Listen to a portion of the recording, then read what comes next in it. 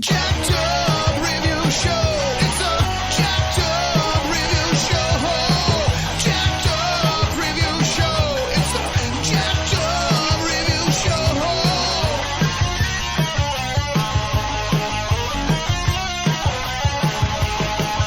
Join us as we cover many an insane movie and numerous cult TV phenomenons. Are you ready to get jacked up? Are you with us? Then listen on. Listener discretion is advised. It's a Jacked Up Review Show. It's a Jacked Up Review Show. Jacked Up Review Show.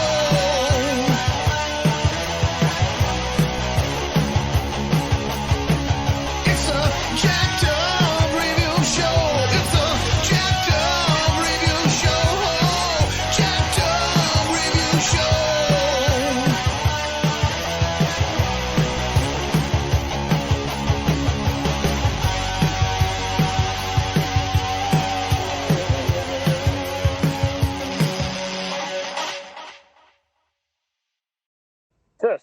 Testing, 1, 2, 3, and everybody, we got voice-over veteran Joel Gibbs for a special chat on Francis Ford Coppola. How are you, sir? I'm doing great, Cam. Nice to be here with you and your audience. Absolutely, guys. This has been a big process. We've been talking to each other for at least a good 5 months now. Prepping this. Tell us a little bit about your career before we get into your relation to Coppola's filmography. How many hours do we have for this, Cam? It can be as long as you want. I'll give you the Reader's Digest version. I've been I actually the voiceover business that I've been in for many decades is kind of an outreach of being a 4 or 5 year old ventriloquist many years ago, where I was assigning voices to all my puppets and dummies and marionettes and whatever, and I somehow was blessed with a gift to be able to do I don't know, hundreds of celebrity voices and dialects and characters and cartoons and narrators and what have you, and that became the central part of my business over the years, writing and producing radio and TV commercials and supplying all of these voices. At the same time, I managed to absorb a wealth of information crammed in my head about the entertainment industry, movies, television, music, what have you, and became somewhat of a historian. I had for many years a syndicated movie talk show that reached markets all over America. So I would talk to people about all kinds of subjects, mostly movies, but the entertainment industry in general. And I've always said that I don't know every single thing there is to know. However, what is in the hard drive inside my skull is way more than what is necessary for any half-normal human being to remember. Absolutely. I mean, and it is hard to even describe the kind of jokes we'll make about just, famous or infamous areas of film history. Some people it just goes over their heads because, like you say, it's not only either too much info, but it's kind of a 5-part joke, if you will. Well, when I over the years doing my show, it occurred to me that largely as an entertainer, which I've been all my life in various shapes and forms, that just because I knew all this information, to just spew facts, endlessly would be incredibly boring. So what I had developed, at least through my radio shows and conversations with others too, was to just get conversations going, fun conversations that were interactive. And if in the conversation some arcane factoid was something in my brain, then I would, draw that information from the well to just fuel the conversation. But just to yak on about I know this and I know that and whatever, it can really be kind of boring. So I wasn't really into that. I like having conversations with people. Right. There's got to be some kind of connecting link to it all, as well as just showing that, why is this info pretty and fascinating? You got to have a narrative to form it all. And like you say, Right. you've been blessed to just been able to be part of just being syndicated and having these various personas, and it can still be a story even if you're doing just a skit. That's a good point. I happen to love stories and storytelling and being a storyteller myself. So I think it's just much more fun for the listener or the audience to be entertained rather than just purely educated. Let's just have a good time together. That was always my thing. Right. You need just a persona to go along with it. It can't just be, and now class are dismissed. Exactly. So, and like I'm also, been known to tell, thousands of jokes too. And because of what I do, when I tell a joke, I'm always telling it in character voices and things like that. So it's like you ask me to tell a joke, you end up getting a little mini movie, Mini for better or worse. mini summary. Yeah. Alrighty. So just connecting the dots to Coppola, were you already a huge fan, or you ended up working with him in his? Well, I had known about I got started getting really intensely interested in film, essentially. I mean, I was always a movie lover my whole life, but I started really paying attention to film and film history when I was in my late teens. And I was familiar with the name Francis Ford Coppola for some movies he had made called like You're a Big Boy Now, and his old like school, college type stuff, Dementia 13, and and directed Finian's Rainbow of all things when Hollywood thought that everybody wanted a musical. But obviously, in mid-March of 1972, here in downtown Philadelphia, where I've lived in the Philadelphia area all my life. I went to the Fox Theater because I knew this movie, The Godfather, was going to be something special. And Oh yeah. much like the scene where Michael has just arrived in Sicily and he just gets hit by the thunderbolt, according to Fabrizio and Kahlo, when he sees Apollonia. That is what happened to me when I saw that film the first time. I got hit hard by the thunderbolt, and I was utterly consumed. Now, this is a 3-hour film, and I went to see it at like 10 a.m. in the morning, and I figured I'm sitting here, and in those days they didn't chase you out of the theater. I sat through it a second time and didn't quite realize that I had actually sat through it 3 times. They didn't have cell phones in those days, so at this point it's well after dinner, and I'm like 19 years old, whatever I was, and still living at home. My mother hadn't heard from me, and she put some calls out to the authorities wondering where I was. So when I say I got hit by the thunderbolt, I got hit hard.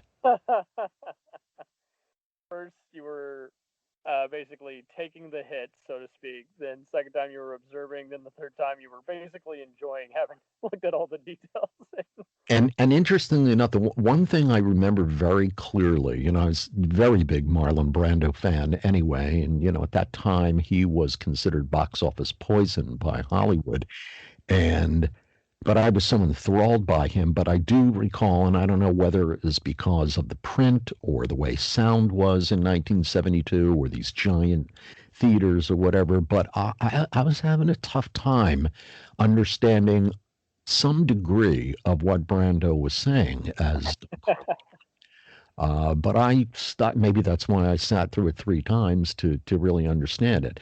And here we are almost 50 years later, and I can't tell you, there is no way for me. It's a good thing I figured out what he was saying, because when I learned to do the voice, there is no way for me to calculate how many commercials and projects and God knows what in which I've done that voice and many of the voices from the film. So thank you, Marlon, for mumbling and forcing me to figure it out.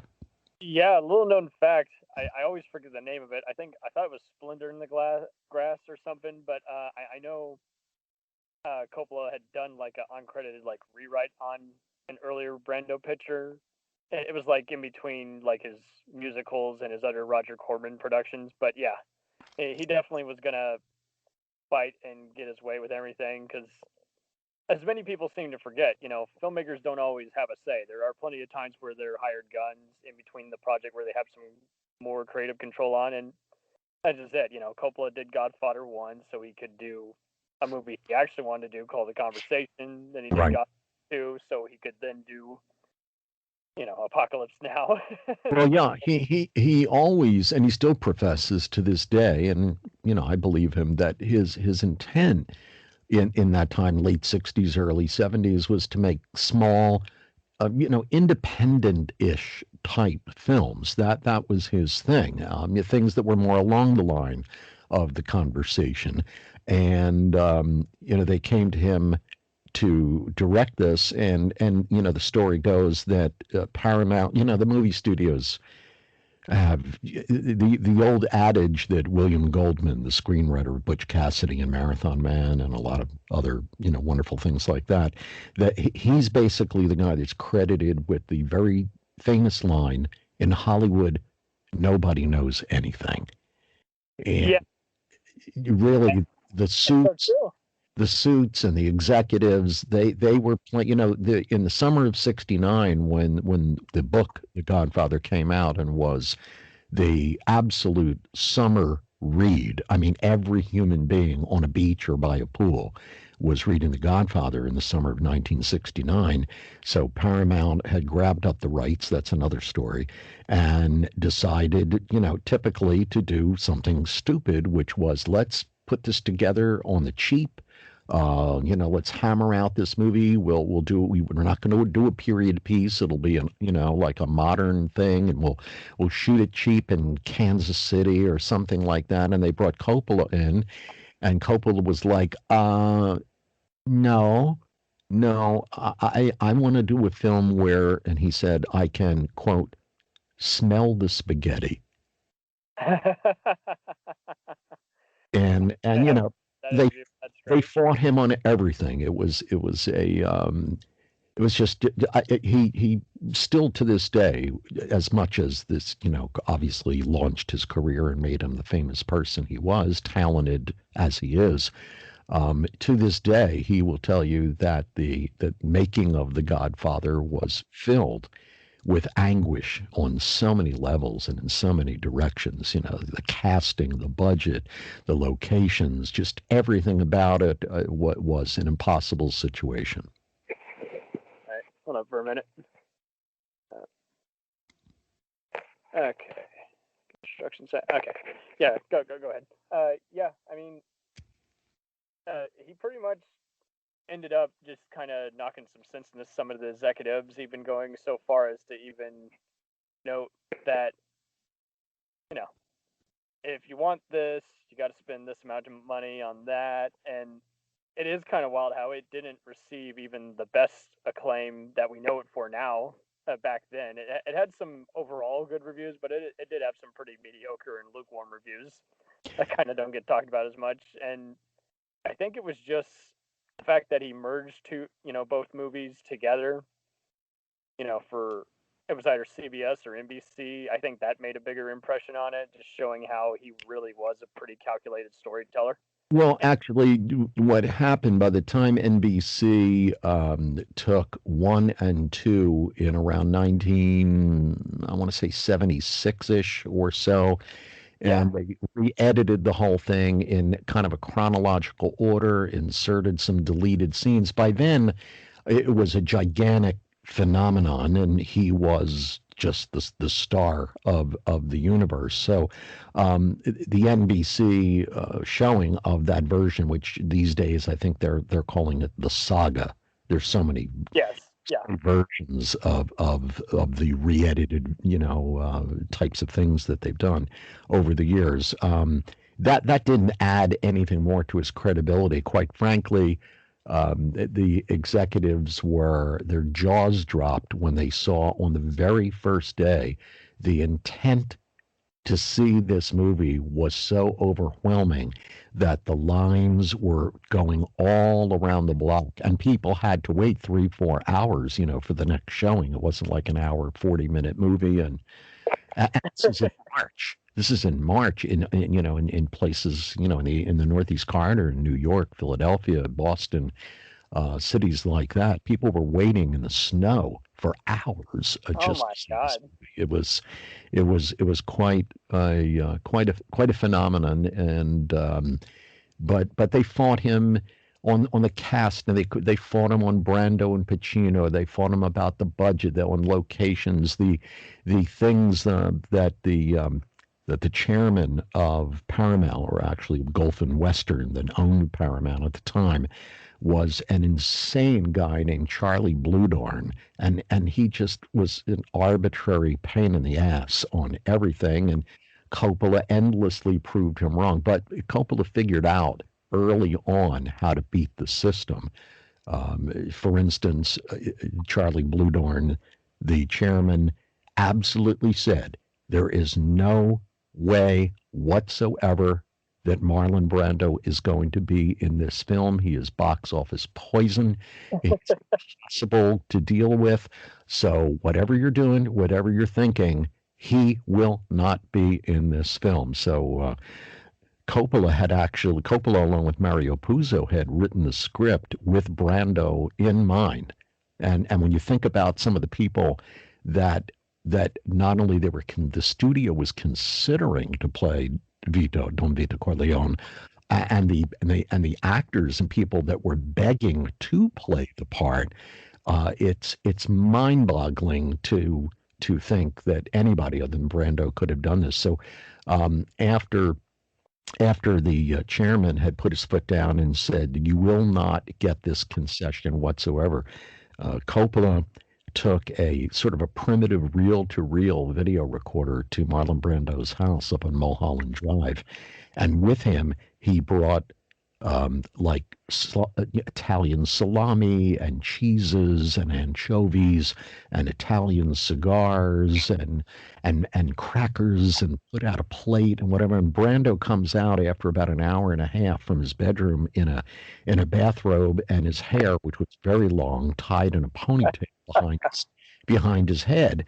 And Coppola had set up the camera. He was ready for him, and Brando sat down and immediately stuffed some cotton and tissues into his cheeks, because in his mind, he thought Don Corleone should kind of look a bit like a bulldog. I do recall the cotton, but I did forget about the bulldog part in interviews. And they shot this audition, or whatever you want to call it. They shot this footage, and Coppola brought it back to the chairman of Paramount to say, I want you to look at this guy. We auditioned this guy.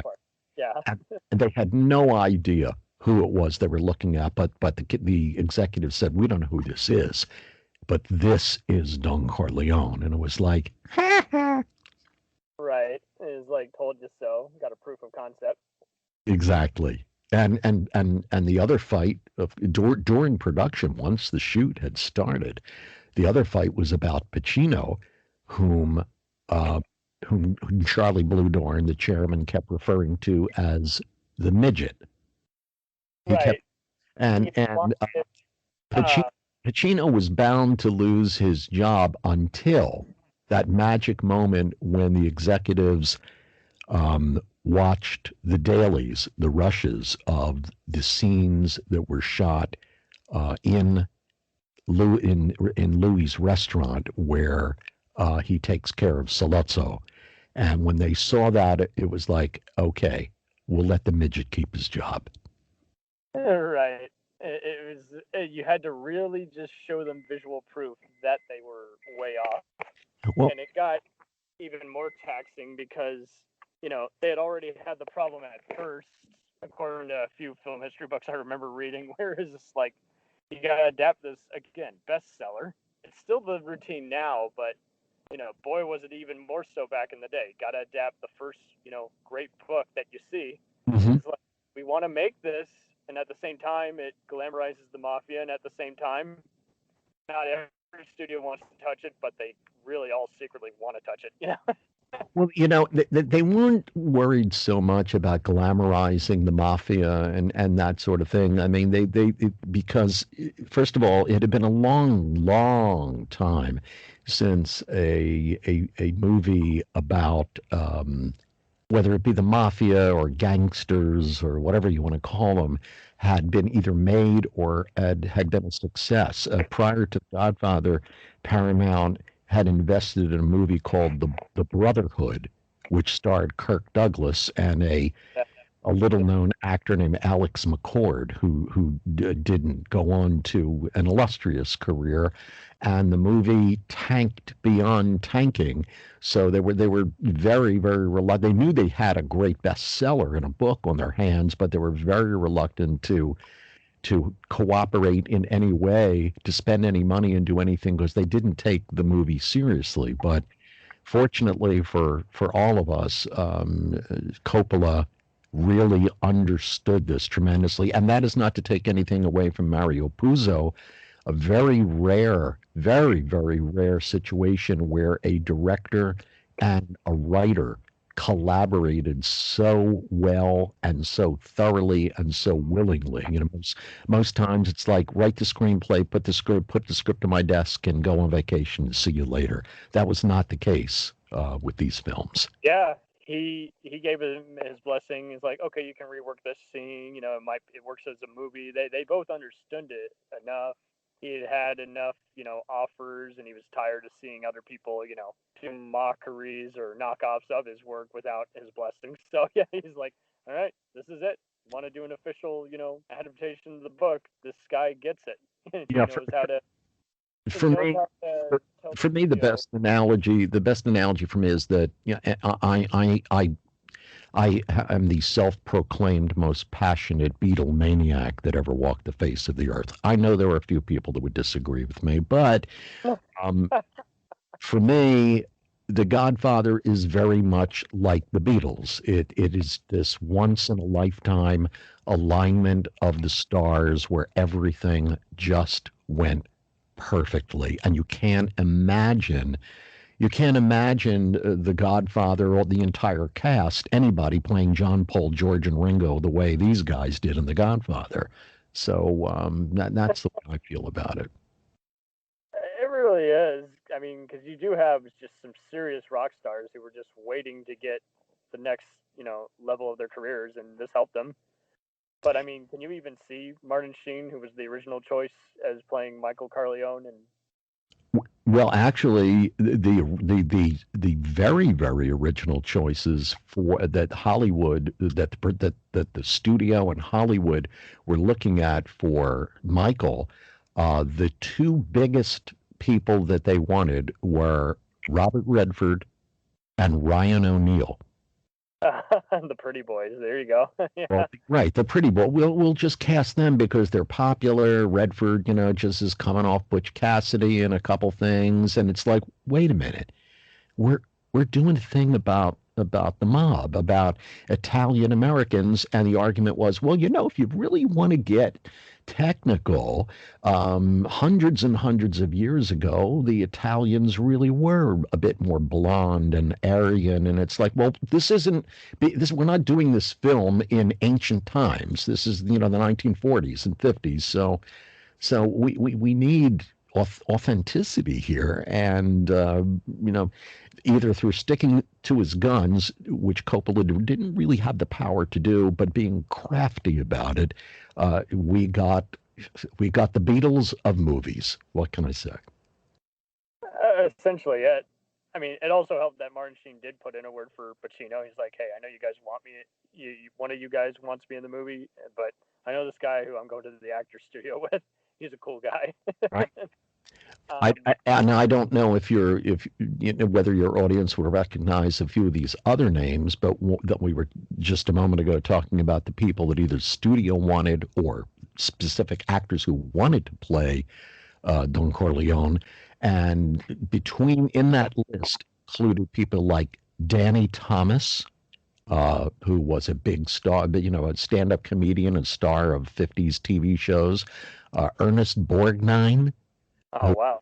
McHale's Navy and movies and Marty and, things like that. There's even a crooner from vaudeville, the 1920s, 30s, named Rudy Valley, who probably no one listening to this conversation would even know at all. The closest they got to someone that maybe might have been able to pull it off was Laurence Olivier. At least he was considered one of the greatest actors of all time at that time, and he might have pulled it off. But again, there's not one human being in the cast of those movies that you can see somebody else playing the part. It's absolute perfection. Definitely not anywhere near as good or as well cast, or like you say, like ethnicity appropriate, and like you say, I mean, it wasn't that people do act like the cast was ready to go. It's like, no, it wasn't. Not at all. Not at all. You can go on. You can go on YouTube and see Robert De Niro's audition to be Sonny. You can see James Caan's audition to be Michael, sitting in like a whatever military type of uniform they could grab from Central Casting, sitting next to Diane Keaton and improvising, and you have De Niro trying to be Sonny in a kind of a pork pie hat. He's almost like Popeye Doyle in The French Connection. But it like again, what was meant to be was meant to be. It happened. Aren't we happy? Absolutely. I mean, and I can't even tell you how many times they've re-edited the whole trilogy together. I know there was like a version of the saga that actually in recent years, as far back as like even 2016, started airing on some of the movie channels. Yes. And it was weird because it's like they edited all the R-rated content back in, and yeah, they just added the scenes of.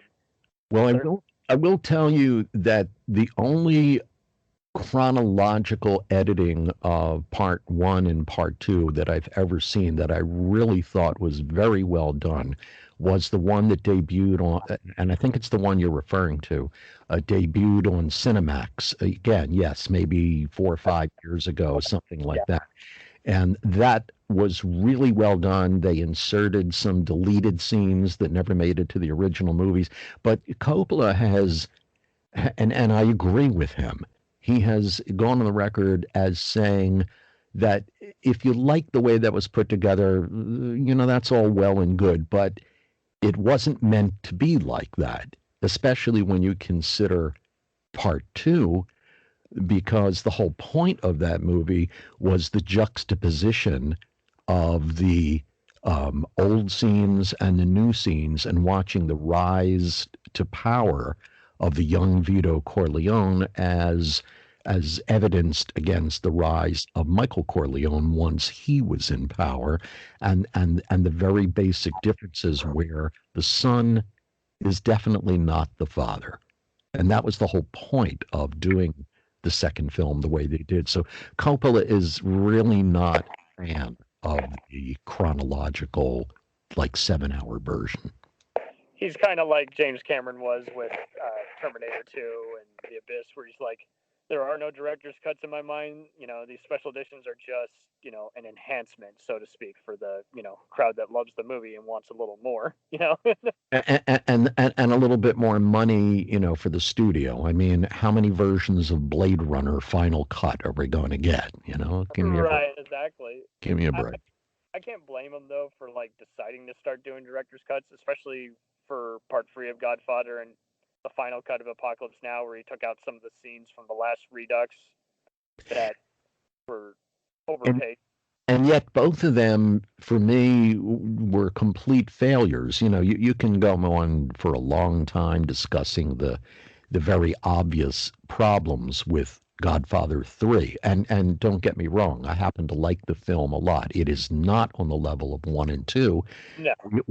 There are two very obvious basic problems with 3. However, in recent months, when they came out with when Coppola came out with this re-edited The Godfather Part 3 Coda: The Death of Michael Corleone, I was like, well, what's he doing that's going to be different with this? And it turned out that he just took out some scenes and just shifted a couple things and actually omitted one like final type of scene that sort of goes along with the new title of this re-edited version of the movie. It didn't make sense to me at all. It was like, okay, I'll probably never watch this again because there's no point. If I'm going to watch 3, I'll just watch 3. End of story. Yeah, I've only seen like a comparison on like movie censorship, which often shows, different cuts of different movies. And yeah, it looked like it was very minor to where I was like, yeah, I'm not going to invest any time in that. But Well, I they, I kind of had to, being the Godfather freak that I am. It was like, well, I have to watch this, and it just left me a little confused and a little cold. well, and I don't know. Some of these films kind of do better when you got a bunch of film, fans together in one room. And like you say, then at the same time, if you want to see it, then you can't wait in line for other people to join you. You got to just go out and see it. But yeah, I mean, I think even the Wicca for Godfather has often been one of my favorite Wiccas to read because there's some very interesting themes and Mhm. backstory information on how certain characters got conceived and how they vary in the book versus the movie portrayal. Right. I find it so funny that the one bodyguard of the Corleones that goes, to send a message and gets, brutally, knifed to death alone on his hand. And Yeah. uh, I loved how uh, Coppola noticed his acting ability was limited, but he was already cast. And the guy, I forget his name, but in real life, he was an actual bouncer, and he had, of course, at one point or another, helped out some shady nightclub or mob. Yeah, he was connected to the mob to a minor degree, and also his real name was Lenny Montana, and he playing Luca Brasi, and he didn't have any acting experience. He actually showed up as sort of a Teamster driver on the set, and they went, this guy's very interesting. He was a wrestler in I in do recall that part. Yeah. yeah, in the 50s. And when you see that scene at the wedding in the first film, where Michael and Kay have finally arrived and they're sitting at the table, and in the background you see Luca Brasi sort of talking to himself, and Kay says, "Who's that scary looking guy?" And you see him, mumbling. That is actually while Coppola is shooting the scene of Michael and Kay. In the background, that is Lenny Montana as Luca practicing I his remember that. lines. Yeah. And Coppola noticed it, and he said, "Just let's keep rolling, and then we'll find a way to use that." And they did in The Godfather's study, where Luca was, obviously very nervous about addressing the Godfather in this manner on the day of his daughter's wedding. So again, just great patience, great filmmaking, great thought. It another example of the stars being in alignment. There's so many examples. Oh, absolutely. And that B-roll was just so needed because you need that character's momentum before his inevitable death scene. Yeah, So yes, another scene, you got really nothing to connect the rest of the dots, and it, like you say, instead of just trying to teach a non-actor to not act, it's like let's just focus on some other stuff and just make it work. And like you say, I mean, it was he just was really good at just saying, okay, we can add in a few scenes that really will actually help the movie versus let's ad lib and see, what does or doesn't work. And it's like, no, he was very calculating. And Yeah. like I say, that's just a great scene in general because you're just like, oh, what's he nervous about? I thought he's a tough looking, henchman.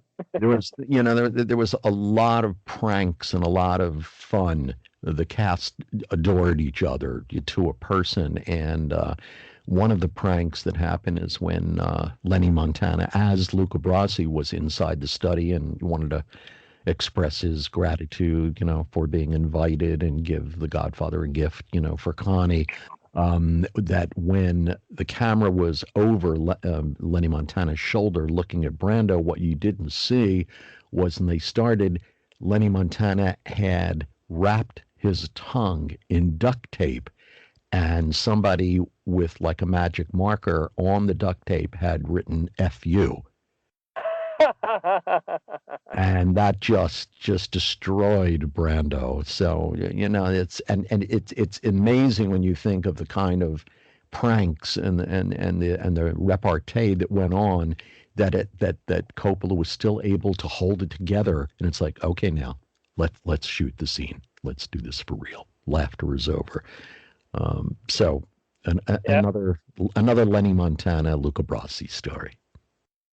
Absolutely. And Coppola, he's from the same circle. We've already covered De Palma on here. We're going to cover Lucas and Spielberg eventually, but it's definitely Scorsese. But yeah, being from that same, interior of five pals, they both all were just very good at being patient and getting control of their studio crew.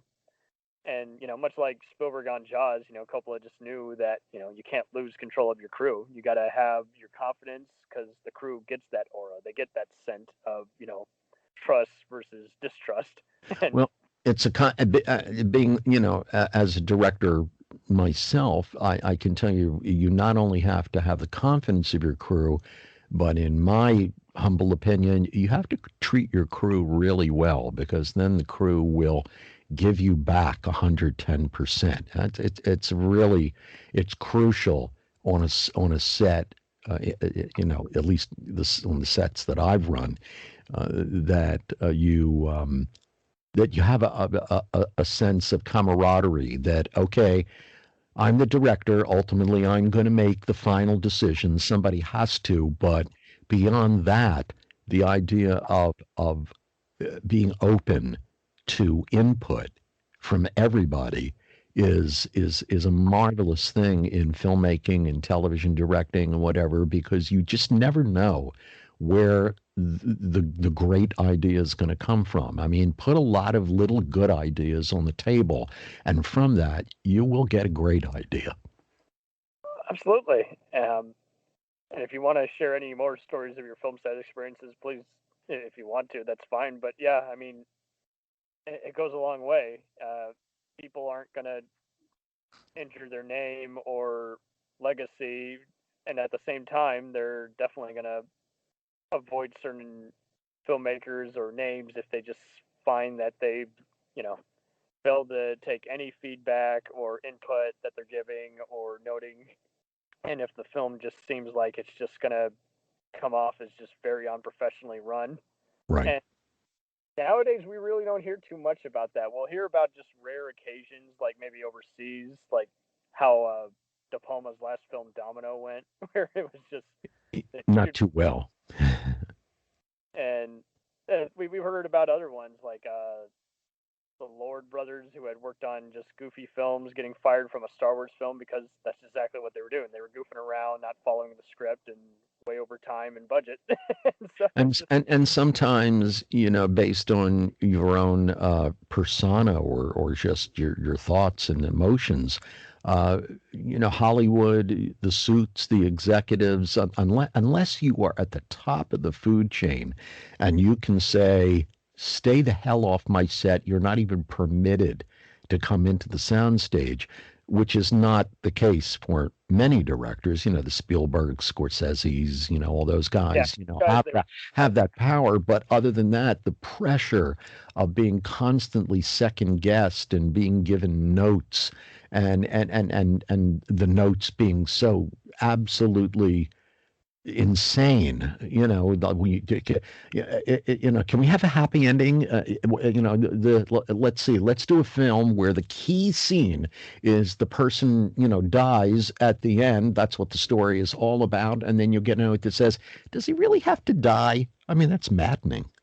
It really is maddening, and in some ways, it's even trivial, and it's just very face palming because it's like, okay, I guess I better say yes, and then I won't include that, and everyone's happy. Or I gotta just go along with it and be unhappy and disown the film, 5 years later, or you do the crafty thing, people, all the major directors at one time or another, Kubrick, Scorsese, Spielberg, just Hitchcock, everybody, they've all, when they've had pressure from the suits, or if the suits were there, they would plan purposely to shoot something that was completely, allegedly, their idea to make the suits happy, and include something like a trade-off. I'll give you this if you give me this. And it's a never-ending battle unless you're, in that top 10 food chain, or at any time in your career, you are the number one. That's what it's, right. That's ultimately what it's all about. It's, they're all essentially artists. So what are you going to do? You're going to tell Van Gogh, you know what? Why are you doing that blue? Why don't you make that red? Well, it's like, I'm the artist. It's coming from my sensibility, from my persona. So could you just leave me alone? Well, I think it should be orange, quite frankly. I think your ears should be reattached. Right. Exactly. Kirk Douglas making Lust for Life, and it's like, do we have to cut off his ear? Can it be like the tip of his finger? No, because that's not what happened.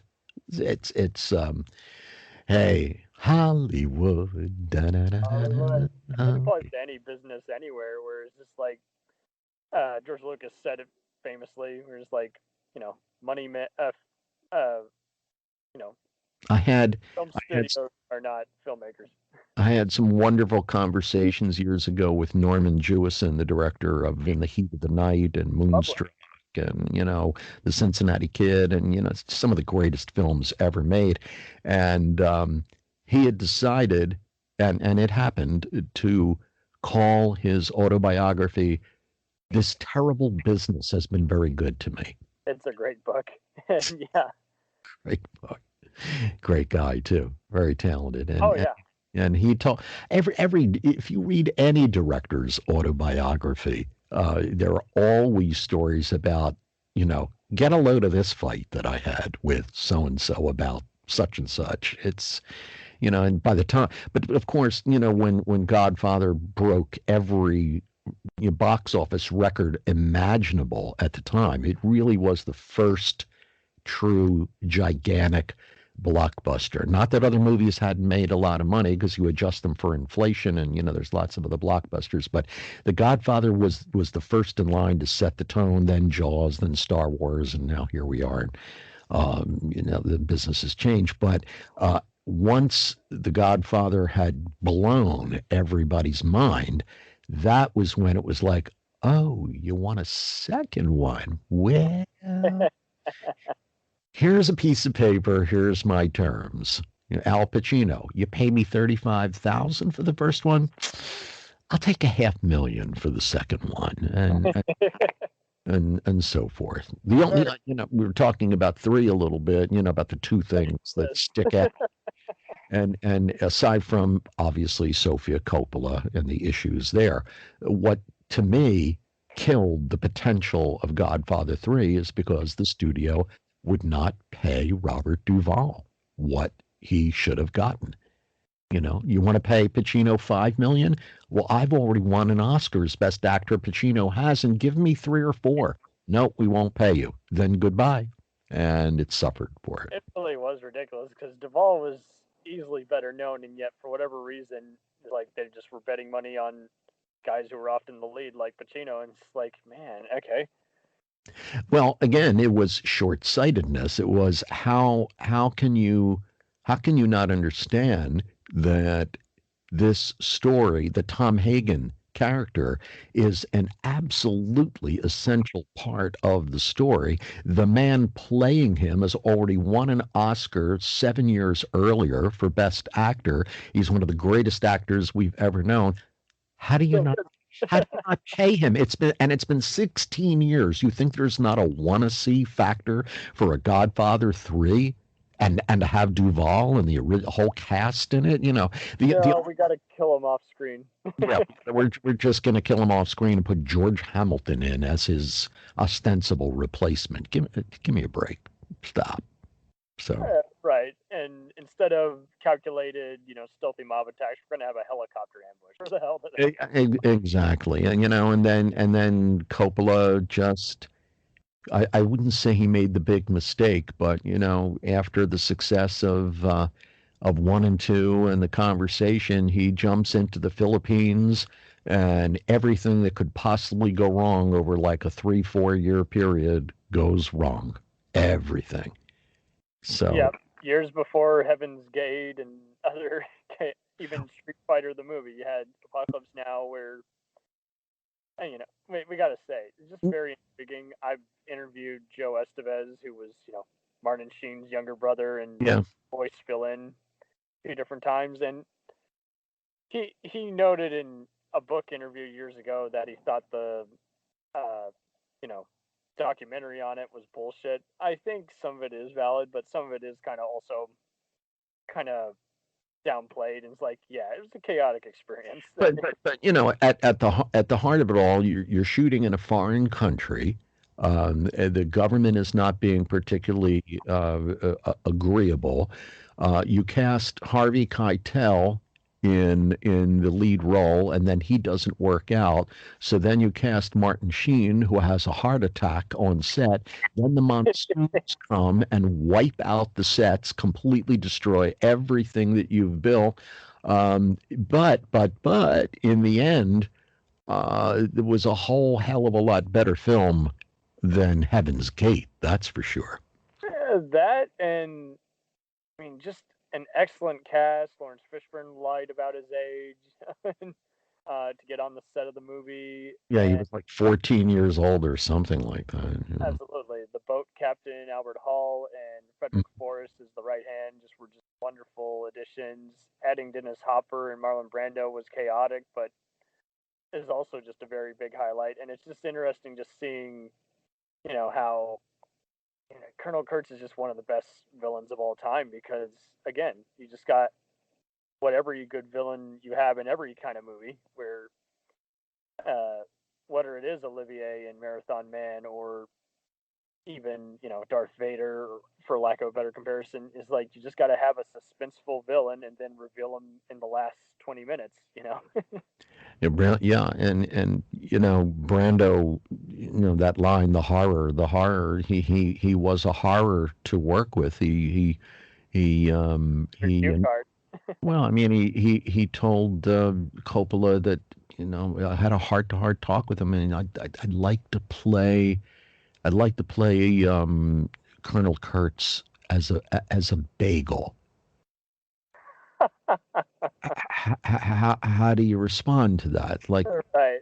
Marlon, give me a break. Really, help me out here, man. He's great in it, but I can tell you, I would have slit my wrist making it. I would have been like, all right, fuck you. It was you look at that documentary, Hearts of Darkness, and I wasn't there, you weren't there, but I think it presents a pretty true picture of the madness, not only the madness of the plot, which is at the heart of the plot, but the madness of making that movie. And wise for his wife to be filming it, because she got to launch her film career. apparently Charlie Sheen and Ramon Estevez have a few bit parts, but they're very hard to make out, I think.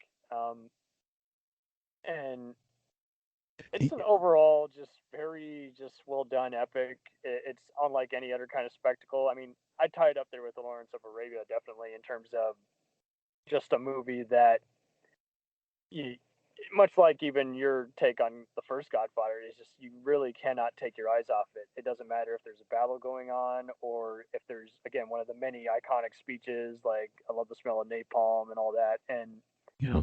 you really do feel like you are in this what's really Yeah. a war zone. You're immersed in it. You're on that boat. You're on that trip. But again, a great filmmaker will immerse you in the narrative, and you feel like you're there. I don't know about you. I mean, I've spent most of my life watching movies at the movies, and now we have TV and streaming and this and that and whatever. And A bit of I, everything.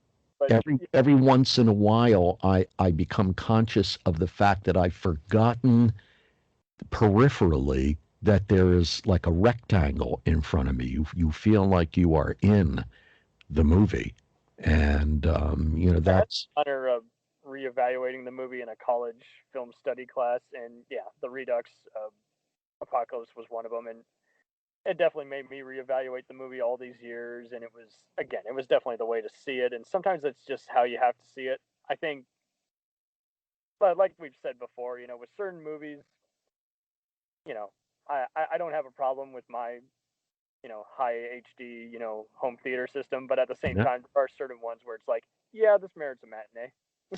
Well, with the pandemic, it's hard to really know whether the movie theater going the experience is going to come back. I would like to see that. There's a story. I feel that movie watching ideally is better as a communal experience. I always, you sit in a theater, the lights go down, you can smell the popcorn, there's a few hundred people surrounding you, everybody's laughing at the same time, screaming and jumping and crying at the same time. I think that's the way.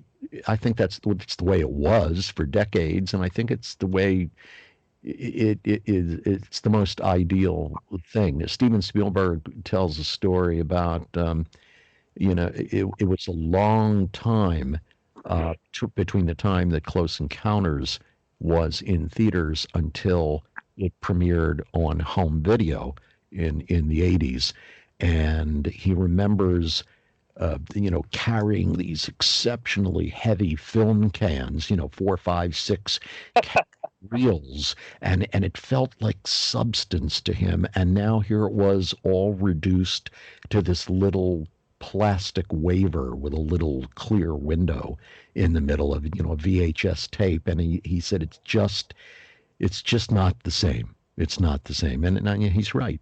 He's absolutely right. I feel he's right.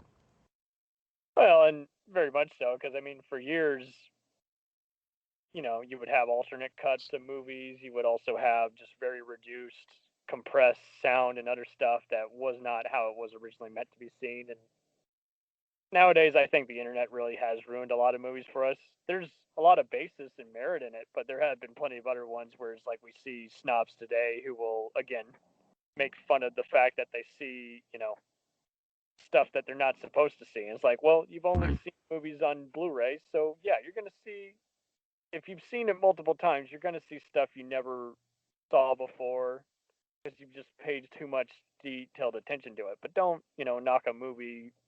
Well, to be clear, and I prefer the communal experience, but and again, especially because of the pandemic and everybody getting really super used to sitting on their couch and pausing it and watching it, maybe you have a theater sound system and what have you, and you're watching a 60-inch screen. There's nothing wrong with that at all. That's nice and convenient, and because the public, though a communal experience in a theater, I think is much preferred. the public has gone completely nutsoid. So you have teenagers with lasers and people who bring their babies, to theaters. That's what was a turnoff. I went to some of the worst theaters of all time, and it's like, and to make it worse, you'd have just the most overdone blockbusters that were very lazy, terrible effects and everything. And so, yeah, if it's a movie that's a spectacle and I actually really love the premise and everything and the talent involved, then I will definitely see it in the theater. And then there's other ones where it's like, okay, I'm gonna watch this at 3 in the morning on HBO and just go to sleep because it's I thoroughly agree with you. I had gotten to the point over recent years where I'm very lucky in that I'm a member of the Critics' Choice Association, so I have a lot of perks. I get to go to theaters for free, and they send me the Academy screeners and the DVDs all year long, and links and that. So I have a lot of very cool creature comforts that I can take advantage of. But if a Star Wars or James Bond film or something really special comes into a theater, it's like, you know what? I want to go to the movies to see this. I want to sit in the James theater. Bond especially, and how they've handled this recent movie has just been atrocious. It's just like, no, you got to push it back. You can't just try and wait for the COVID numbers to go down or sell it to Amazon. It's just bad business. Well, listen, I'm absolutely sure, I'd bet the house on it, that the producers of the new James Bond film are not worried at all. And now, I mean, that film was supposed to hit theaters well over a year ago, It and cost a lot of money, and they we all know what happened. But the want to see factor for that, especially since it is supposed to be, the last Daniel Craig, Bond film, and whatever. A James Bond film is sort of like audience proof. There's a gigantic, gigantic audience and intent to see for something like that. So, believe me, every day they're looking at the numbers, they're looking at the CDC, they're looking at what's happening in theaters, and supposedly, as I understand it, sometime maybe by Octoberish, give or take, they're planning again to release that into theaters. But you see what the pandemic did. And I actually think it's a good thing. And this should have been done 20 years ago. They didn't have streaming then, but still, the idea of, okay, people, young couples, the cost of going out to a theater, if you got $15-20 a ticket, the babysitter, the burger that you're going to eat, the gas, the parking, whatever the case may be, it's $100 night when just to see a movie, and you might end up not particularly liking the movie. So and the, a lot of expenses. Yeah. And the studios are saying, yeah, but we want that fat ticket price. We want the that person to walk through the turnstile. But the idea of releasing something in theaters and on demand, on the same day or virtually at the same time, maybe a week, 10 days later, worse comes to worse, that time has come. And the pandemic, it wasn't just streaming, but the pandemic has forced the hand, and that's why it's all going to change. And because people are now very used to sitting on their ass very comfortably with their home theater and big screen and watching what they want.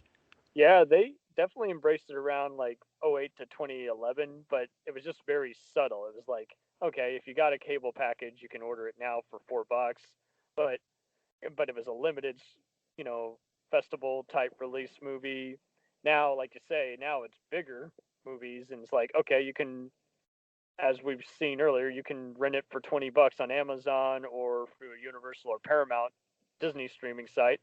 Well, $20 is less than $100, right? Mm-hmm. And you're at home, and if you need, what are expenses? to take a bathroom break or catch a phone call or whatever, they have that called the pause, right? So What do you complain? I'm paying $5 a month for Amazon or for Netflix or whatever, and they want to charge me $12.99 for this new movie. What are you complaining about? Hmm. You know, I've enjoyed watching a lot of these HBO Max releases. It's like I would have seen that eventually, but I was glad I got to see it now. High definition sound. well, they can't. The movie studios can't. They can't take the movie theaters completely out of the picture just yet, but it's coming. It's on its way. I mean, I hope there are always movie theaters, but these 24 plexes and all this stuff, that's going to go. That is absolutely going to go. No question. Yeah. No one's going to pay 15, 18, $20 a ticket and all the other stuff to see, the newest, Pauly Shore comedy or whatever. There's definitely a lot of oversaturation, and like you say, just outrageous prices that eventually are going to put a toll on everyone. I think it's also just kind of to the point where everyone's just kind of too busy wanting to catch up on older movies, let alone older TV shows. And so Yeah. I'd rather watch that than the newest shitfest starring an actor who I used to like or something like that. Yeah. And quite frankly, although, the output of movies has been compromised for obvious reasons, no one can argue with that. The excellence, the true excellence of content on the streaming services is just enough for 20 lifetimes. I don't know how I'm ever going to get through everything that not only I want to watch, but that I've identified as being pretty damn good. It's a lot of content, and that content is competing with the official theatrical quote unquote films too. So Yeah. you know, You want to see old cult drive-in movies without going to an actual drive-in? There's plenty of platforms for that. You want to see, like you say, retro shows. There's a lot of free apps like Pluto and Comet TV that do that. And yeah, like you said, I got suckered. I got suckered into downloading the Tubi app because doesn't. I just wanted to check it out, and I looked at it and I went, oh, there's a lot pretty good selection of some classic stuff. And the other night, the other day, it was Clint Eastwood's 91st birthday, and it was like, all right, let me watch Dirty Harry for the 5,000th time. Because I'm going to fall asleep anyway. It's like 11 o'clock, and I'll just put it on. It doesn't matter. I could do karaoke to this film. So I put it on, and after about 15, 20 minutes, there was like 6 commercials. And I'm like, and now the film was completely intact. It wasn't edited or this or that or whatever. Yeah. But it was like, what? Okay, right. It's a free service, but nothing's free. There is no free ride. One way or another, you pay for it. Yeah. Essentially it. Tubi's good though. I think what they figured out is just they didn't fall to Hulu's problem for years ago before they revamped it to where you could do an ad-free service for like free extra bucks. Right. Where they, instead of just playing the same ads or having glitches on when the ad plays, they would often just have little small warnings, and they would always they're good at merging in 3 different ads under a minute. And it's like, that's wonderful. Don't do, 3 minutes and I got to see the same damn thing. Yeah, well, that was not my experience with Dirty Harry. It was like, no, this was like, I know what you're thinking. Will there be 6 commercials or only 5? I guess it also depends on the length. So I suppose. But they are good at having, all the uncut, violent, sexual content in a movie. Prime has on occasion had to shorten certain movies and everything. I'm like, damn it, no. Well, I'm very, very spoiled on as I said, a lot of levels, and I will not watch a movie with commercials. I know it's going to be edited anyways. That's another reason not to do it. But it's like, will not do it. Not even The Godfather. If The Godfather is on, it's going to last 6 hours. That's not cool. On the Paramount channel or whatever it is, it's like, no, I'm not going to watch it. I'm tempted. I'm thinking about it, but no, I haven't seen any ads on Paramount yet, but I'm sure something will change along the way, and everyone's going to cry oh, bullshit. That's not cool. Everything changes, man, and everything evolves. That's just the way it is. So, let's reeling it back slightly to Coppola. How do you feel like he evolved over the years? A lot of people like to just say he went downhill by this movie or that movie. I think he always was pretty good at staying relevant in some fashion, but and then I think yeah, his skills have always been there. So as a director, I don't think he's ever lost it. I think it was really a question of the choice of material more than anything else. He's made a lot of really wonderful things. Nothing. Look, everything, his blessing and curse in life is that everything he has ever done, will ever do, is all judged against the Godfather. So there it is. He knows that too. that too.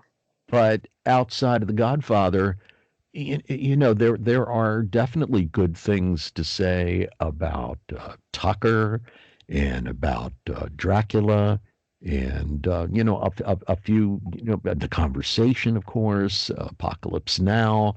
But then he's made things like Jack, I was waiting for that. which was like, why?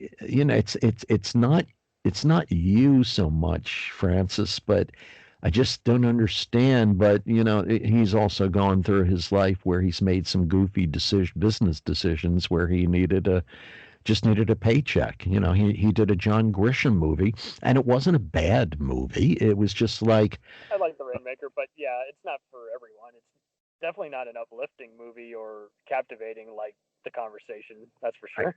it's like okay, it's a courtroom movie, and to me I call that a popcorn movie, something that is just entertaining enough, a decent enough story. I kind of like the actors. Like I didn't walk away and say that sucked.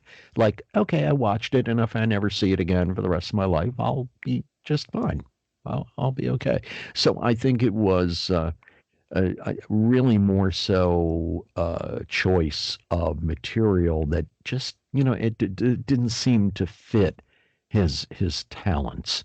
But I think he's thankful that no one's ever described him as just terrible to work with and everything. He's had a good work ethic and, like you say, a good creative business and filmmaking decisions. He pretty much just always put it on the same platter. It's like, okay, money, and yes, I can do the material justice, and I will like making this movie for X amount of time. Right. I'll sell my soul while also just giving it my all. He's a trooper, and like you say, I mean, he's very much about just kind of just really just taking a big step back and looking at the bigger picture, so to speak. And looking at his latest stuff, for the longest time, I had a few college buddies who were really obsessed with the movie Youth Without Youth. I didn't watch it for the longest time because it got hammered by critics. Yeah. I enjoyed it as a standalone fantasy film, but I'm okay with people just saying, yeah, no, that was one of Coppola's lowest points. But having prepared for this episode, I went and saw the movie Tetro. Yeah. And that was another one which was just mixed. Some people thought it was a return. Mm-hmm. I got to say, you definitely got closer to seeing the earlier Coppola look and feel. Mm-hmm. But I just felt like he miscast it. Just Vincent Gallo is just not that great an actor. I agree with you on that. Yeah, but at not even so much right now, but even largely over the past 15, 20 years, different people come up and take your place. Right now, here in 2021, the only two directors who I can think of who have extremely active and largely still very successful careers are Spielberg and Scorsese. They've been around for the better part of 50 years. Everybody's had their clunkers, but I would say that both those guys, their batting average is pretty high, pretty damn high. Higher than Coppola's. I have great respect for Clint Eastwood, quite frankly. He's had his share of head scratchers, but overall, it took a while for either people or critics or the film community or whatever you want to call it to realize that Eastwood is a pretty damn good director, pretty damn good. And but listen, everybody has hits and misses. Nobody bats 1,000, but there are a few guys over the you look at the career of Scorsese and Spielberg and Eastwood and Hitchcock and a few other people who largely have been batting, let's call it 750. If you bat 750 in baseball, they'll name stadiums after you. Yeah, everyone's gonna have a home run, and everyone's gonna have a few total miss. Just not even Right. didn't make it to the first stop. Yeah, And like you say, I mean, I definitely can't think of any film buff that doesn't have a Scorsese or Spielberg or Clint movie in their collection at some point. And I think you could definitely say the same thing about Coppola at some point. Dennis Villeneuve and Taylor Sheridan have often really blown me away because they definitely kind of have an old school approach that they're making Right. in today's digital world. right. But when you say Coppola, you automatically then follow that with the word Godfather, and many people forget about so much else. They really do. They really do. That they don't even. They might make it to Apocalypse or Conversation, but there's plenty of those who won't even make it to even Dementia 13 or. Right. I really thought years ago that Peter Bogdanovich was going to have a long, I illustrious know. career. He for a 4 or 5 year period, he was knocking out some great stuff, and it was very mixed genre stuff. Wasn't the same type of film over and over. And then his mistake was falling in love with one of his stars and making some really crappy films, and then he was done. He was finished. Over. I think he definitely got a big head, and that's why you see him often more just playing an actor. I've heard he's been a little arrogant to work with, so that Yeah. might play into it Yeah. a bit. Which Yeah. is a shame because hearing him talk about film is just so fascinating. I think it didn't help that, as great as The Last Picture Show is, he was also coming out of, again, the 60s and 70s Right. era. He just had too much competition against him as well, Yeah, well, kind of the same similar sort of thing happened virtually at the same time to William Friedkin too. It's like, wow, Exactly. what a talent. I mean, French Connection, Exorcist, Sorcerer, and then finished. Just not being paid attention to anymore, and that's got to be rough. You do Last Picture Show, and then you do What's Up, Doc, and could two films be any more different than Last Picture Show and What's Up, Doc? And in their own way, they're both absolutely just flawless films. So it's like, ooh, we got a talent here, and now you're going to make At Long Last Love. What do you think? So they, listen, people are just, we're all just human beings. And, there are human beings that are a little bit more self-indulgent than each other. Also, it's a business of fans, constantly telling you, you're wonderful, you're great, you're the best, you're the finest, you're the greatest, you're wonderful, we love you. And people, you hear that enough, people buy into it, and it clouds your judgment. It really does. If you're being told that 24/7, that's not any more helpful.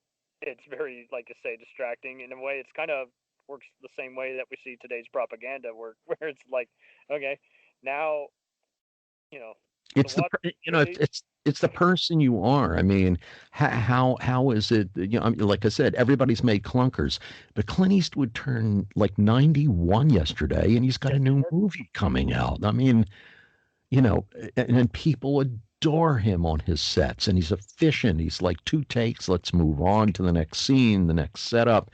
It's the person you are.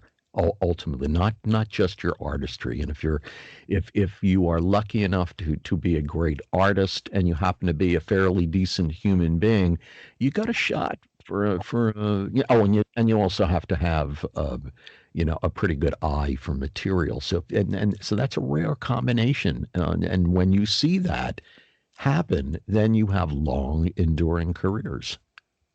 Yeah, I think some of the doors are opening up where people are down to see people try a different formula each time. And like you say, there's others who it's like they just can't help it. They're kind of whatever you were first known for doing, that's all.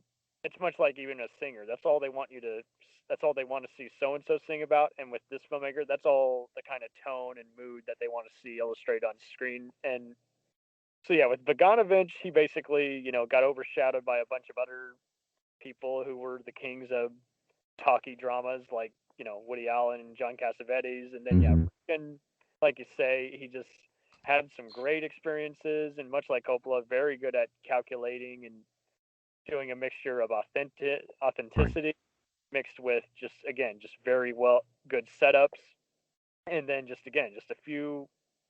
Anyone else could have had these same mishaps, just not make money, and then next thing you know, just well, now we got to give you more notes and less control, and you got to.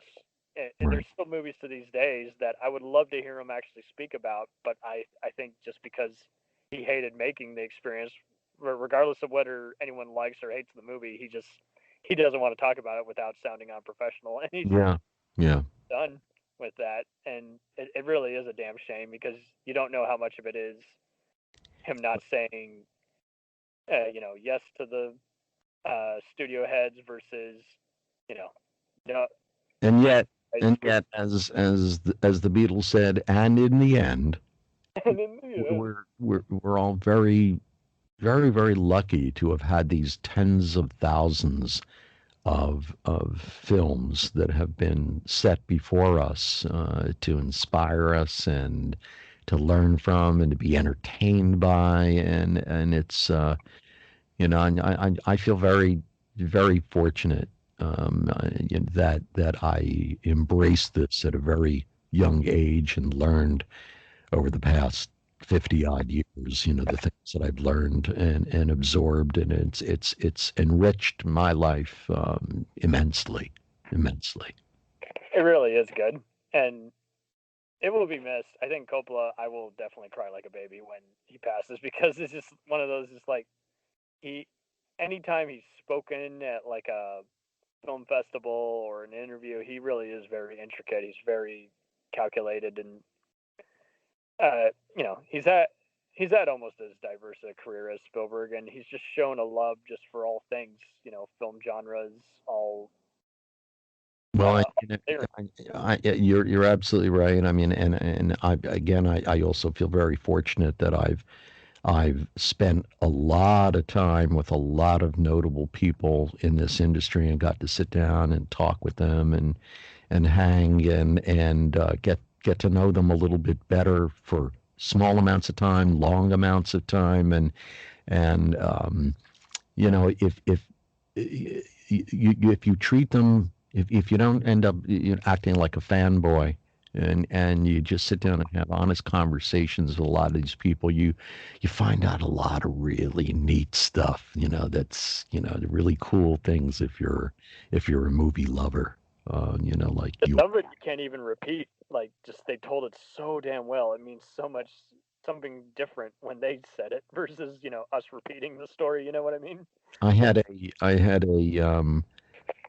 an incident that literally was mind blowing. I think they found pieces of my skull on the wall because my head exploded about a year and a half ago. I was at the Critics' Choice Association Awards dinner, and that was the year that Irishman was nominated for an awful lot of stuff. And at the very front table is Harvey Keitel, Al Pacino, and Robert De Niro all sitting together.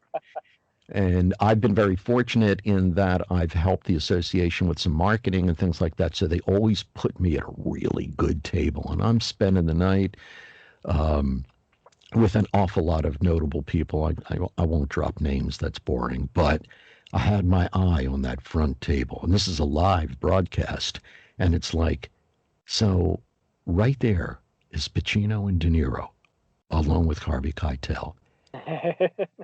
What do? I can't not try something. But I can't be obnoxious. And during one of the commercial breaks, I weaseled my way over to the table and I just said, "Excuse me, gentlemen," and they all looked up. And I said, my name is Joel. I'm from Philadelphia. I'm one of the voting critics. They had just won the Ensemble Award, best cast and whatever.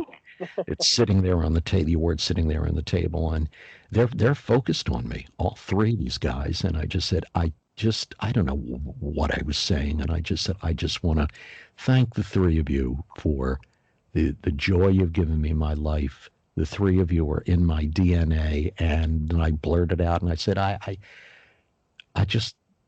love you all. It was a crazy, nutty thing to say, but it came out of my mouth. And Pacino says, "Oh, we got to show this guy some love." And Harvey Keitel's wife, girlfriend, whatever, is motioning to me to like she's holding an iPhone, like, come over. And I'm like, I don't want to overstay my welcome. And she's going, come here. And, I went over and Keitel wanted me to sit on his knee. And then Pacino, jumps up and he goes, "All right, my turn." And I've got Michael Corleone giving me a bear hug, a squeezy around my waist. And then we take that picture and then De Niro says, "Oh, what am I, chopped liver?" And I'm like, the man who doesn't even talk, who doesn't engage in conversation, is insisting on taking a picture before the commercial break is over. And at that point, I realized I can die now. And this is 5 years after I hung for 45 minutes with James Caan in a golf cart. That was a crazy time in and of itself. So I've been with Santino, I've been with Michael, I've been with my young self, and all of it's been an offer I can't refuse. I don't know. Were you able to try that Marlon Brando impression with any of them, or just you didn't have enough? Actually, in the golf cart with Caan, he had been playing on a course where my friend was the ranger. For you golfers, you know what a ranger is. And he set that meeting up. And I guess my buddy had said something to Caan about me doing voices. So at one point in the conversation, he was like, "All right, so we're going to run some lines here together. I hear you're the voice guy." And I literally was so embarrassed. I said, "Mr. Caan, Jimmy, call me Jimmy." "Okay, Jimmy, wouldn't I be like the schmuck of the universe to start doing lines and impressions with you here?" I didn't want to remind him that there really was no dialogue between him and Brando in The Godfather anyway. I didn't want to piss him off, So I sort of sidestepped that. But I sure as hell wasn't going to start doing Pacino and De Niro with Pacino and De Niro. That wasn't happening. No way. No, sorry. Not They probably got it way too much, or it's like, well, that probably would have been the "all right, get the hell away from this table," hoo-ah, whatever. Right. I'm not going to do the billion. Yeah. No, but that's a whole other podcast. The notable people I've hung with. That's a whole other conversation. A lot of stories. That's great, but no, that is good that you were also just careful, because you don't know. There might be a bad day. Everyone always assumes they're not normal people to some capacity, or that they're always in a good mood. It's like, nope, that crazy or not, they have their bad days, and if you encounter them on a bad day, they'll probably give you, Well, a I was awoke enough to realize if Harvey Keitel wants me on his lap, and Al Pacino is giving me a bear hug, and De Niro's fighting over his time to get a picture, just take that. Just take it. That's enough. That's more in your wildest dreams that was ever going to happen to you, ever. So. Right. Everyone thinks it's like every kind of actor who goes to, like, say, a convention or a special speaking event. Is like, no, totally different scenario. This one, you're at an award show and you got their blessing and you accepted it. Yeah, I'll never forget it. It was quite a moment. Quite a moment. Hell of a night. Hell of a night. Hell of a night.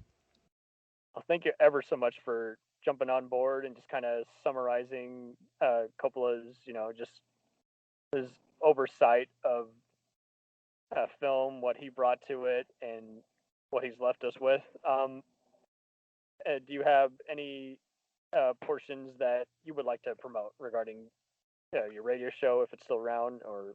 Well, if your audience would like to know a little bit more about my nonsense, because I'm in charge of the goofy stuff. Somebody has to be in charge of the goofy stuff. Yes. The audience is more than welcome to visit my website, which is voicesbyjoel.com. So I will link that up for sure. well, that would be lovely. And Cam, it's been a real pleasure. I mean, clearly you certainly know a lot about film. I know a lot about film, and I know a guy. I know a guy who knows a lot about film when I hear it, and it's nice to have a conversation with a fellow maniac. So I say that with affection. No, absolutely. I know what you mean. A lot of this stuff, I can't even talk with certain members of my family. They just look at me like, "Oh, who is this alien?" Cam. It's like it's a different language I'm speaking. The lingo, the jokes about boom in the shot. Oh, this OTS shot. What does that mean? Over the shoulder. Right. Stop talking there. I stopped doing that with friends because I lost too many friends. But I lost them years ago from my questionable movie picks, and they were also the kind that if a movie was just bad, they just had no sense of humor about a line flubbing or actors who clearly weren't keen on acting alongside another, or just an unintentionally amusing explosion, just stuff like that. They were they were not those kind of humorists, which is unfortunate. It's like, I think it's a missed art. Just people just seem to just think, oh, there's movies that are just goofy and entertaining. It's like, yeah, and then there's ones that, they may not be good, but you remember seeing it opening night at a drive-in, and it was a hoot. In the end, it's wonderful for any given person to be passionate about something. I feel bad that people who don't.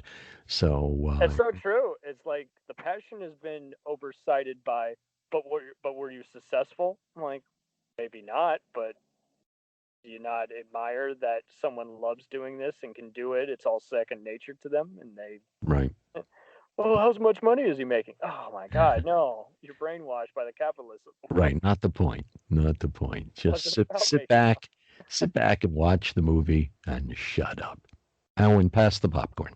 Thank you. Yes, and cook it right. Don't just put butter on it. Yeah. We don't want that Vaseline on it. Just give me the plain stuff. That's all. All righty, you are the man, sir. Go. Thank you ever so much. Thank you, Ken. We'll return after these messages. Hey, feeling down? Feeling low? Not enough podcasts about movies in your life? Why not try They must be destroyed on sight. the new Podcast Cure-All? Sure to get you right with the world and on a path to better living. We have exploitation, we have Italian horror, we have zombies, we have slashers, we have crime films, we have spaghetti westerns, we even have sci-fi and sex comedies. So take a dose of They must be destroyed on sight. as needed, and let the hosts, Lee Russell, Daniel Harper, Paul Romali, and the odd guest host cure what ails you. Warning, may cause atrophy, African consumption, black fever, bone shave, chin cough, colic, cramp colic, dropsy of the brain, elephantitis, grocer's itch, jaundice, mania, miasma, mortification, palsy, Pott's disease, rheumatism, scurvy, St. Anthony's fire, summer complaint, and worm fit in some people. Consult a physician before listening.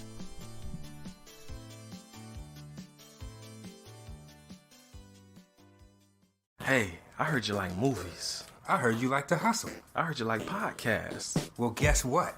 There's a podcast for you out there called The Home Video Hustle. Damn right. Every Friday we talk about whatever movie PJ picks out the bag. What does that mean?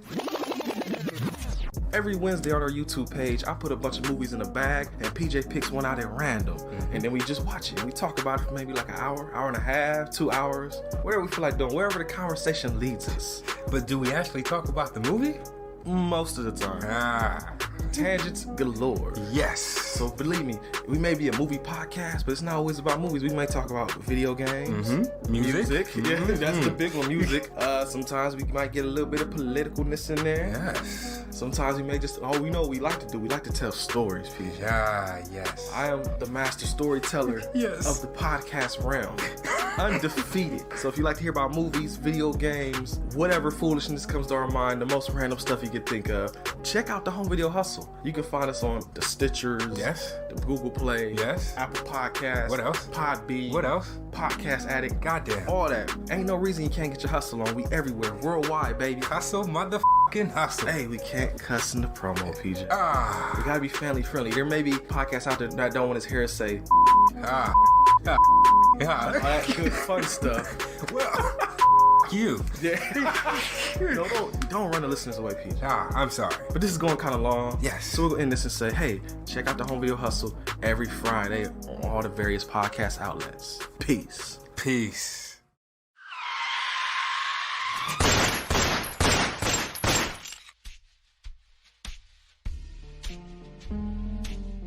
As far back as I can remember, I always wanted to be a gangster. And while Witch didn't make it to the top of the world, he did make the Gangs of Hollywood podcast. So join the gang and enjoy a movie review podcast about movie gangs, gangsters, mobsters, and the mayhem they cause. You can find GOH Podcast on Facebook, Twitter, and Instagram at GOH Pod at www.gohpod.com, as well as your favorite podcast listening app. And remember, say hello to your little friend for me.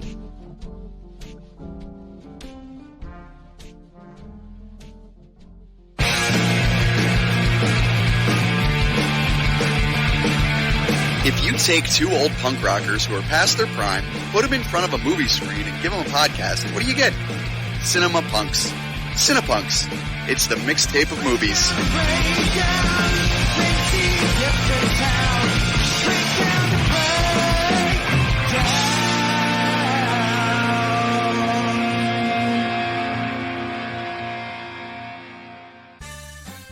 Did you ever see a film at such a young age it left you traumatized with cinematic wounds? Necrophilia. It's a dead issue, man. Don't push it. Cinema Psyops is a weekly podcast documenting an ongoing experiment on the mind of an unwilling test subject. No one should have to watch this movie. Oh, no one should have to watch this? No one should have to watch this movie. Surprisingly, it's not a topic that a lot of people really want to tackle. I'm shocked, prudes. I know, really. Right? It's the next sexual frontier that no one wants to explore. I am, in the most sincerest of senses, disappointed in you. It takes a powerful goddess like Connie, jam her arm down the monster's throat and kill it. Oh, I'm still tripping out over that. Even as a kid, I was like, I gotta find a girl like that. Every week, I get a new look of disappointment that I never thought I could get out of her. Unimaginable. At 12 years old, you should not be watching this movie. Obviously. At 13, you should not be. 14, you shouldn't be. I'm not entirely sure even 17-year-olds should be watching this movie. Just because you're offended by something doesn't mean that you have the right to demand that it doesn't exist. Watching this film again, I had all of this like little nerd glee with everything that kept little popping history doll popping up absolutely. at you. So I totally loved this film. Hey, I know why you couldn't see that. It's because your brain's warped from watching this shit at 12 years old. Yeah, this is a rough movie. I told you ahead of time when we were getting ready to do it that it was. How did you watch this shit at 12? Because physical wounds heal, cinematic ones don't. Listen to Cinema Psyops.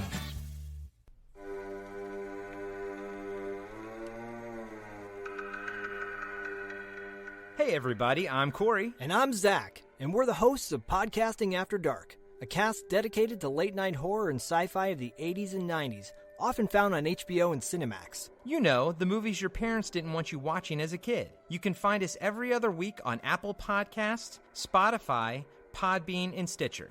This is what you want. This is what you get.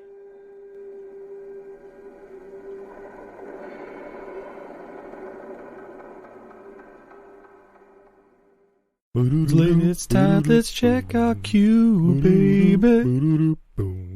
Pair it with a couple brews, baby. We love good movies.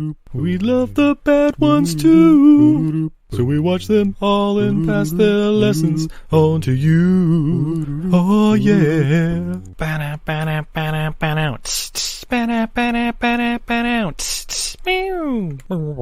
Everything I learned from movies helps to make life a little bit groovy.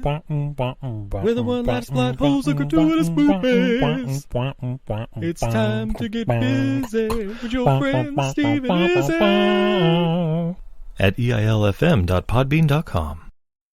Hi, everybody. It's Mac Jackson. I wanted to invite you to a new site called the Forever Adventure Network. This website has everything: pictures, videos, blogs. There's original music by Harmony Constant, 2 podcasts. One is the MacGyver podcast, where we celebrate Richard Dean Anderson, his iconic roles, and how it's influenced our lives. There's episode discussions, interviews, and life conversations. The second podcast is the Never Gets Old podcast, where we celebrate all the best things that we love in life, from TV, movies, music, and comics. The site is also the home for the MacGyver SG-1 audio series, an ongoing adventure series that continues the adventures of MacGyver and SG-1. There are also multiple stores to choose from for all of your pop culture and adventure needs. Come on by and check us out today. And thanks for joining the adventure. We now continue with our program.